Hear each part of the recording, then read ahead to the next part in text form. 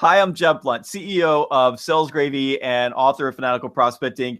Welcome to another Sales Masters interview. Today, I've got an incredible gentleman, Kurt Shaver, who is America's top social selling guru.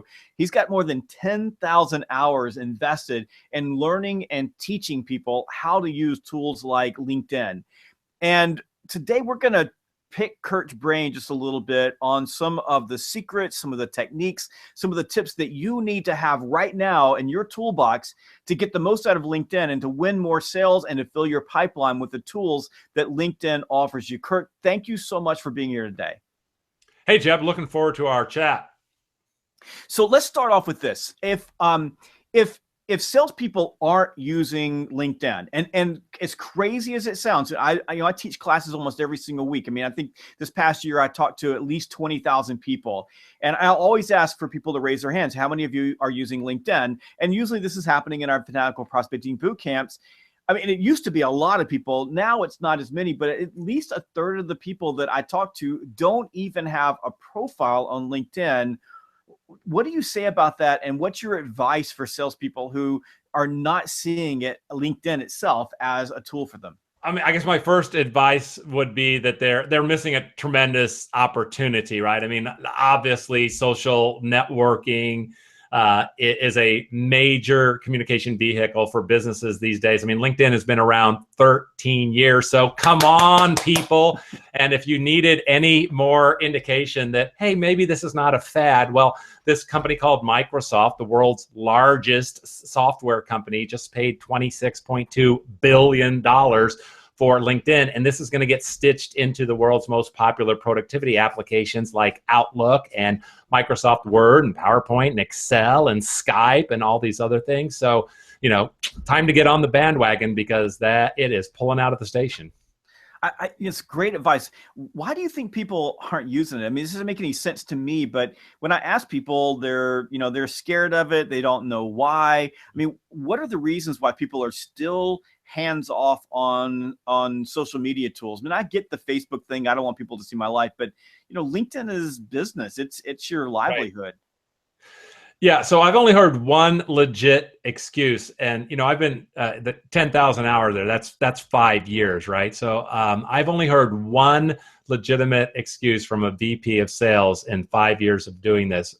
When I think my opening thing was, "Hey, are you looking for more ways to reach decision makers and generate more leads?" And his answer was, "No, we have plenty of leads. Our problem is delivery," right? They were in a really unique business. Their problem was delivery, had more leads than they knew what to do with, right? So if you're not in that situation, then LinkedIn, first and foremost, is a lead generation tool, power tool for lead generation. So, that's going to be really the focus for it. And that's why people say, "Oh, I don't know how to do it," or, "Oh, that's for the young kids." A lot of times you get sort of this feeling of kind of an age stereotyping, and there's some truth to it, but I always love telling the story. I tell him, "You are going to be my poster boy," when everybody says, "Oh, all our guy," I do a lot of work in the insurance business, right? A lot of insurance brokers are 60 and older, and they'll say to me, "Oh, I'm not sure all our old guys can learn all this." So I have this one guy, an executive at an insurance company. He's been at the company for 50 years. At the company for 50 years. He's 72 years old now. And I taught him about 4 years ago. He was a mere 68 when he went through my first social selling boot camp.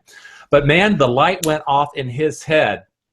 Right? And he is like one of the biggest fanatics. And I asked him why.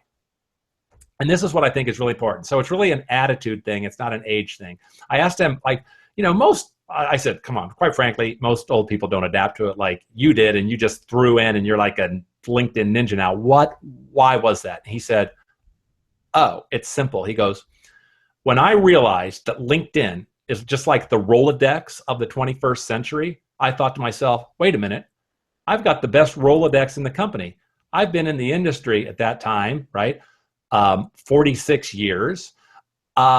I've served on the United Way board. I go to the best country club in town. I grew up with everybody, all these people that are CEOs of the companies now. So he's like, I got the best network in the company. This is a networking game. I'm going to win. And I thought, man, that is beautiful. Oh, and by the way, he has the highest powered priced version of LinkedIn. I love it. He's probably a fanatical prospector. But yeah, I would say. But you know what's funny is that it's not the boomers and it's not the Gen X's that I find most often that don't have LinkedIn profiles. It's the 22-year-old that's coming out of university, or the 23 or 24-year-old that for some reason or another they just didn't do it, or they don't have it, or they don't understand it. And, you know, and some of it's the Snapchat generation that's just driving me nuts, because Snapchat, I can't stand it. But my son uses Snapchat, and I always like, I can't, like, it disappears in 24 hours. I want to keep this picture.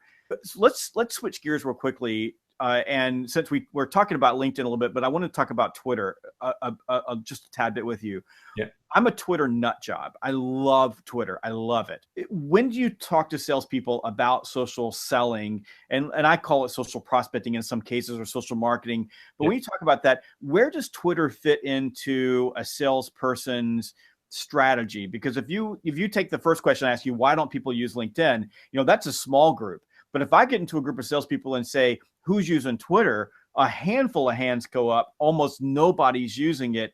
And to me, it's a powerful tool. Yeah. So, I mean, when it comes to Twitter, to me, the first qualifier is, are your prospects using it, right? I mean, there's no use. I mean, like, yeah, I'm not going to put all my advertising dollars on some channel that none of my prospects watch. So I think the first thing is you have to sort of judge, are your prospects on it? And I think that for a lot of B2B sellers, the percentage is less than are probably on LinkedIn, because, I mean, a lot of the reason their prospects are on LinkedIn is because they want to find jobs, right? I mean, I work a lot with IT people, with IT vendors and sellers, right? Well, the IT audience is on LinkedIn because they do want to use it as a resume to find a job. So for that reason, the first question you have to ask is my prospect audience using Twitter? Because if the answer is not so much, then, you know, hold off on putting a lot of investment in it. But again, you got to look at your industries. Who's going to be on that? Marketing people are going to tend to be on Twitter a lot more, right?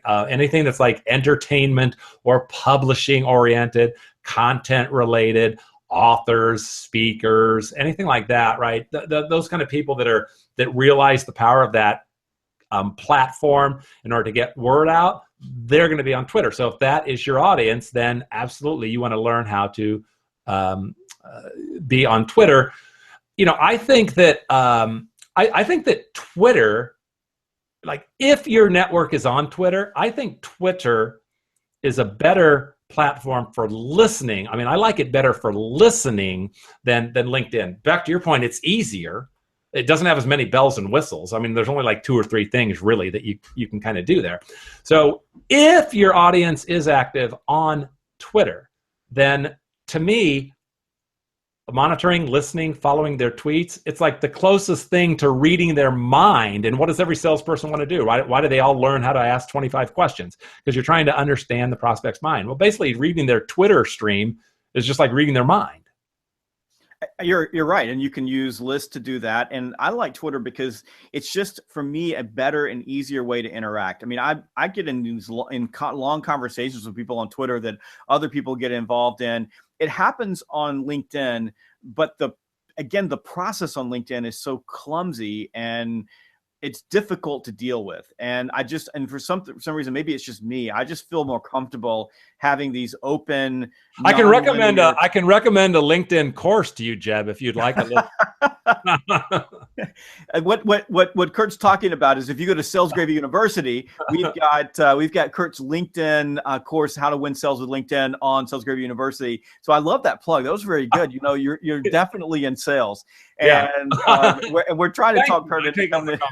We're trying to talk Kurt into doing a LinkedIn boot camp for us at some point in the future. let's switch to some value. I've kept you for a while here. It's I just can't tell you how much fun it is to get someone that's got your level of knowledge in this space on our Sales Master Show. But a couple of things. I want to ask you for 3 secrets. Let's start off with secret number 1.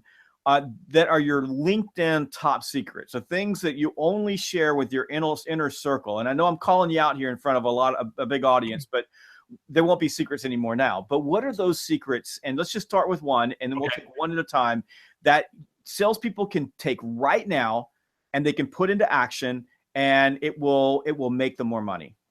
Okay. So I say number 1 is really think about the key words you can put on your profile that are going to attract prospects to you when they do a search. And here's kind of the sneaky little trick about it. It depends on your industry, but it can work really well. So, and that would be list a bunch of competitors, right? It might be competitors, it might be people, it might be companies, it might be products, right? But list them, and there's lots of places you can sort of bury them on your profile that don't even really get seen. I mean, they're going to be on your profile, but they're not front and center, because the point is, if you get those, it's just like doing any kind of a search. It's a competitive strategy.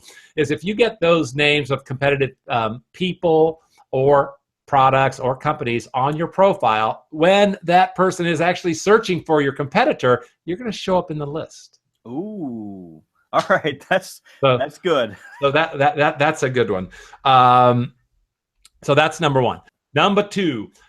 So number 2, I would say, is to mine, from a prospecting standpoint, high traffic content on LinkedIn.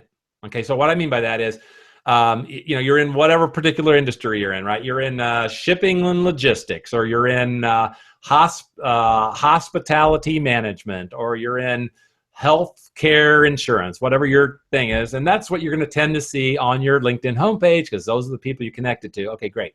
So always keep an eye out for, what are the things that are getting 60, 70, 250 likes or comments. Usually you get a lot more likes than you do comments, but all you're looking for is numbers here, because on either one of those numbers, you can click on it and the dialog box will pop up, and it shows you like everybody's little face, their name, and their title.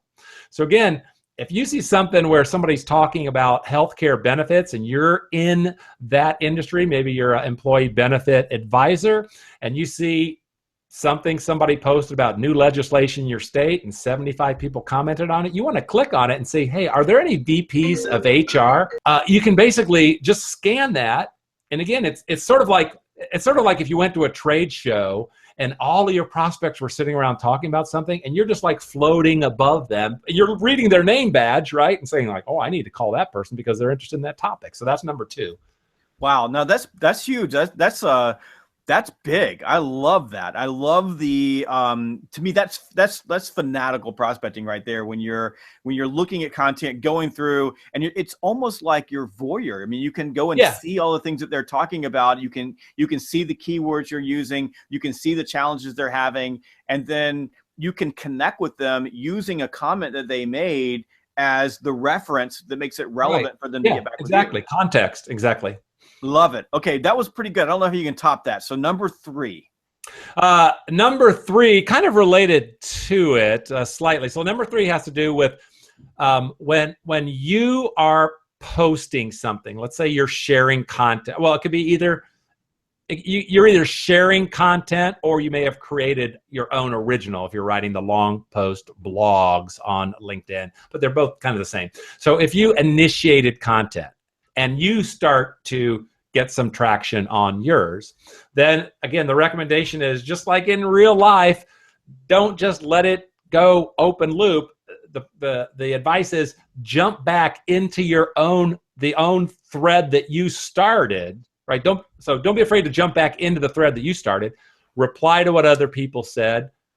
Say, oh, that's awesome, or ask them another question, or drill down, because not only are you sort of learning and creating dialogue with that person who might be, response number 17 on your post, But I use, I say it's sort of like, if when you get the helium balloon at your kid's party and like the next day it's like sort of floating around but not really. And so it's just kind of like, blowing the balloon up, giving a little puff of air, because as you comment back in there, that just kind of raises it back up to your network, and then somebody new might see it because they didn't happen to be looking at their homepage feed yesterday at 8:30 a.m. because they were flying in a plane, but now they saw it now because you replied to respondee number 17. And you can just keep, it's just like throwing gasoline on the fire, a couple of times a day. So jump back into your own threads that you initiated. And that creates something we call familiarity in fanatical prospecting. The more people see your face, the more they see your name, the more likely it is when there's a buying window open and you go to engage them to get them into the sales process, that they're going to respond to you. And this happened to me just a couple of weeks ago. One of my prospects said, "Wow, I can't believe you're calling me. I've seen you everywhere," because I'm apparently all over LinkedIn. Yeah. And some of that were a couple of comment streams going, and I kept jumping back in and making comments. And I thought it was pretty cool that when I called a prospect up, they were excited that I called them instead of hanging the phone up. And you're like a celebrity. You're like a guy they see on TV all the time because they see your face. That's exactly right. That's exactly right, man. 3 great tips. These are 3 fantastic tips that you can use right now. And these were delivered by Kurt Shaver, who is America's social selling expert. And Kurt, before we go, can you tell people how they can get in touch with you, read more of your stuff? And of course, we've got your amazing course, Win More Sales with LinkedIn, on Sales Gravy University. And I know you do tons of training in your world. So tell people how to get in touch with you. Sure. Well, the obvious way is reach out to me on LinkedIn. It's Kurt Shaver. You can see my title there in the lower bar. The Twitter handle's the same. It's just at Kurt Shaver. So either one of those ways is going to be a great way. I look forward to getting an invitation, a custom written invitation. Say you heard me here on Jeb's podcast. And I will look forward to hearing from you and talking about how you can leverage your business with social selling. Awesome, Kurt. Thank you so much for joining me on the Sales Master Series. This is Jeb Blount, CEO of Sales Gravy, and I'll see you next time.